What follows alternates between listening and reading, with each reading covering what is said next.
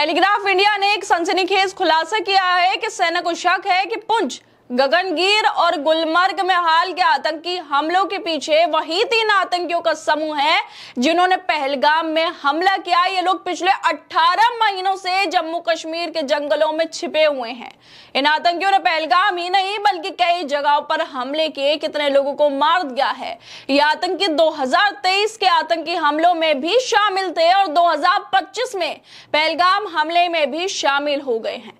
ये आतंकी 1 महीने से नहीं बल्कि 18 महीने से जंगलों के रास्ते तय कर रहे हैं और अभी तक पुंछ से कश्मीर तक करीब 80 किलोमीटर और फिर कश्मीर के एक कोने से दूसरे कोने तक का सफर तय कर रहे थे।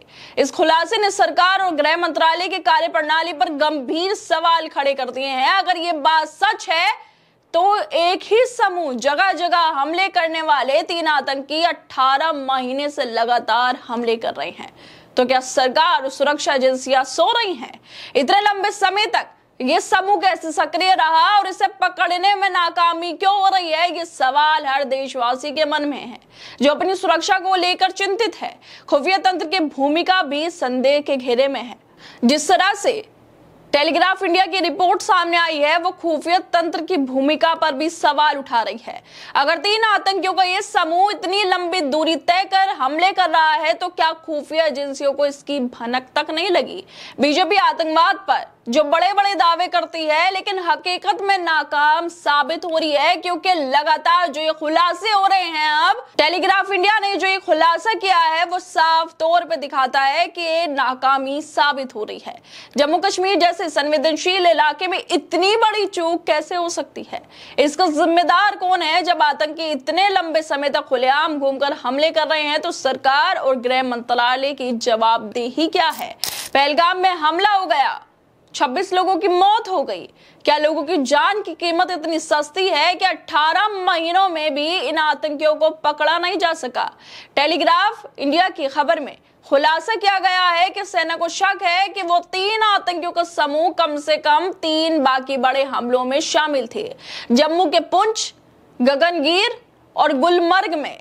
अगर ये सच है तो ये बताता है कि ये समूह 18 महीने से जंगलों में छुपा हुआ था और लंबी दूरी तय कर चुका था। पुंछ से कश्मीर तक करीब 80 किलोमीटर और फिर कश्मीर के एक कोने से दूसरे कोने तक। दिसंबर 2023 में डेरा की गली हमले में 4 सैनिक मारे गए और 3 घायल हुए।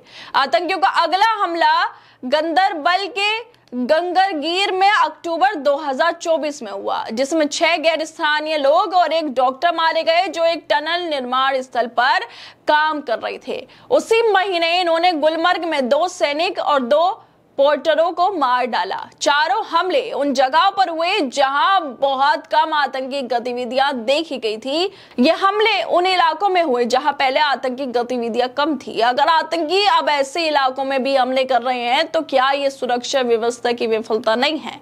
जनता पहलगाम के बाद लगातार जवाब मांग रही है। जनता जवाब चाहती है, बहाने नहीं चाहती। अगर टेलीग्राफ इंडिया का यह खुलासा सही है तो यह दिखाता है कि सुरक्षा तंत्र में खामियां हैं।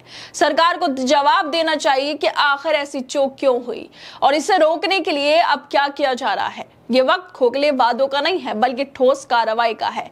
अगर 18 महीने तक एक आतंक समूह खुलेआम हमले करता रहा तो ये साफ है कि सुरक्षा व्यवस्था में कितने सुधार की जरूरत है।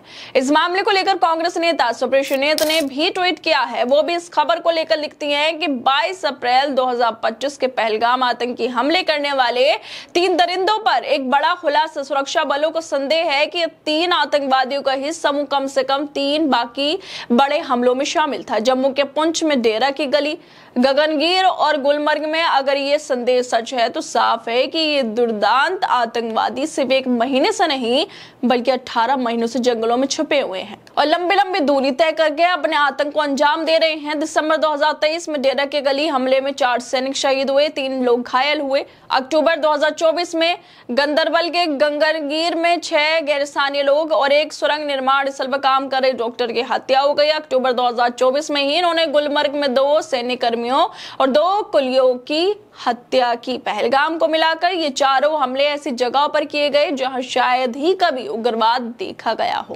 पहलगाम में 22 अप्रैल 2025 को हुए आतंकी हमले में 26 लोगों की जान ले ली और इस हमले को 1 महीने से ज्यादा वक्त बीत चुका है। मोदी सरकार हमेशा आतंकवाद के खिलाफ जीरो टॉलरेंस की नीति की बात करती है, लेकिन उन आतंकियों को अब तक पकड़ा नहीं गया जिन्होंने इस हमले को अंजाम दिया। सरकार ने ऑपरेशन सिंदूर के जरिए जवाबी कार्रवाई तो की, लेकिन सवाल वही है, आतंकी कहां पर है। विदेश मंत्री जयशंकर ने कहा कि हमने आतंकियों की पहचान कर ली, लेकिन पहचान से क्या होगा जब वो अभी भी आजाद है। कांग्रेस नेता कमलेश्वर पटेल भी लिख रहे हैं कि 22 अप्रैल के पहलगाम हमले में शामिल 3 आतंकियों को लेकर बड़ा खुलासा हुआ है। सुरक्षा एजेंसियों को शक है कि यही आतंकी पिछले 18 महीने में डेरा की गली, गगनगीर और गुलमर्ग में हुए 3 बड़े हमलों में भी शामिल थे। इन हमलों में हमारे देश के सैनिक, मजदूर, डॉक्टर, कुली और मासूम बच्चे मारे गए। इतने लंबे समय तक ये आतंकी घाटी में घूमते रहे, हमले करते रहे और सुरक्षा तंत्र उन्हें पकड़ नहीं सका। नरेंद्र मोदी, क्या यही है आपकी सुरक्षा नीति? आपकी इंटेलिजेंस एजेंसी और गृह मंत्रालय कुंभकर्ण की नींद में है। देश जानना चाहता है कि ऐसी गहरी नींद में डूबे मंत्रियों से आप इस्तीफा कब लेंगे। पहलगाम हमले के बाद जनता सवाल पूछ रही है, उनकी सुरक्षा का जिम्मेदार कौन है। लेकिन सरकार जवाब देने के बजाय ऑपरेशन सिंदूर के नाम पर पोस्टर बनवा रही है, जिसमें नरेंद्र मोदी खुद को पायलट की वर्दी में दिखा रहे हैं। टेलीग्राफ इंडिया का ये जो खुलासा सामने आया है, इसमें सच्चाई है तो ये वाकई गंभीर है और बीजेपी पर सवाल भी उठाता है कि आखिरकार कैसे ये आतंकी खुलेआम घूमते रहे, जंगलों के रास्ते तय करते रहे। 18 महीने कम नहीं होते, 18 महीने से घूम रहे हैं और कई जगहों पर आतंकी गतिविधियों को अंजाम भी दे चुके हैं। खैर दोस्तों, आप लोग क्या लगता है जिस तरह से टेलीग्राफ इंडिया की ये रिपोर्ट सामने आई है जो गंभीर है, सवाल उठा रही है, इसको लेकर हमें अपनी राय जरूर दें और बाकी तमाम खबरों को देखने के लिए जुड़े रहिए हमारे साथ।